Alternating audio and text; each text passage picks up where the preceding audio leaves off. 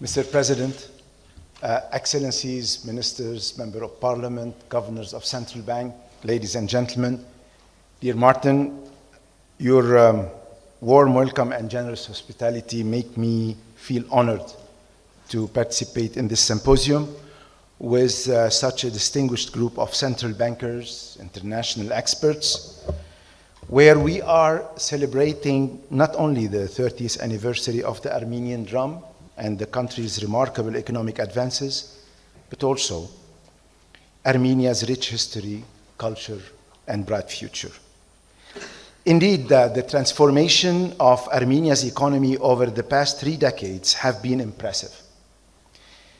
In 1993, following the collapse of the Soviet Union, Armenia was suffering from the severance of economic ties with the various Soviet republics and the collapse of the ruble zone.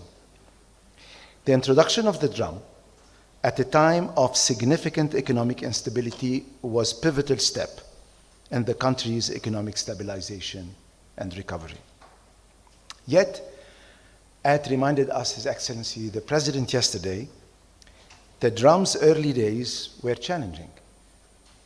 Hyperinflation caused by the currency to lose more than 95% of its value between 1993 and 1994.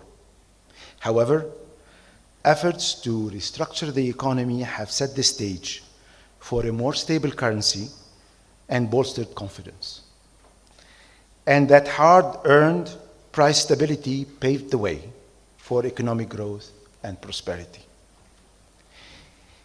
Introducing the dram and establishing a strong and independent central bank were critical steps in Armenia's transformation into a free market economy. Those decisions allowed the economy to become more resilient and inclusive. More importantly, those efforts were effective in building trust and continue to have a profound and widespread positive economic impact. And I was extremely pleased to hear during my conversations here in Yerevan the level of trust that the Armenians have in their national currency. We had this discussion yesterday. The IMF is Armenia's long-standing partner, from establishing the dram to drafting first law governing Central Bank of Armenia and commercial banks to implementing the inflation targeting regime. In addition to that, the IMF has worked to support Armenia's economic transformation through 11 fund-supported programs. These successive arrangements fostered stabilization at crucial times and supported institutional building, laying the groundwork for inclusive growth and sustainable development. Mr. President, Excellencies, ladies and gentlemen, countries in the wide Caucasus and Central Asia have also made remarkable strides in institutional reforms and macroeconomic stabilization. And I want here to congratulate the central bank governors present with us today for the considerable progress made by them and by their predecessors to strengthen and reform the monetary policy and to build macroprudential frameworks. Most CCA central banks have adopted inflation targeting and improved monetary policy, communication, and transparency.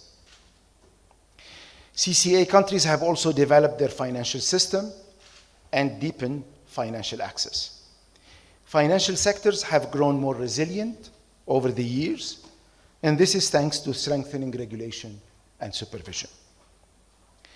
As we are celebrating 30 years of central banking and currency reforms in the region, we need to charter the course of the next decade. At a time when the region's central banks face important challenges sparked by high global uncertainties and emerging risks of fragmentation. New trends are accelerating and new opportunities are emerging. Digital currencies, wider financial inclusion, artificial intelligence, climate finance, and other promising trends. Therefore, staying the course of reform will be critical in the period ahead. The global environment is unsettled and risks are still elevated.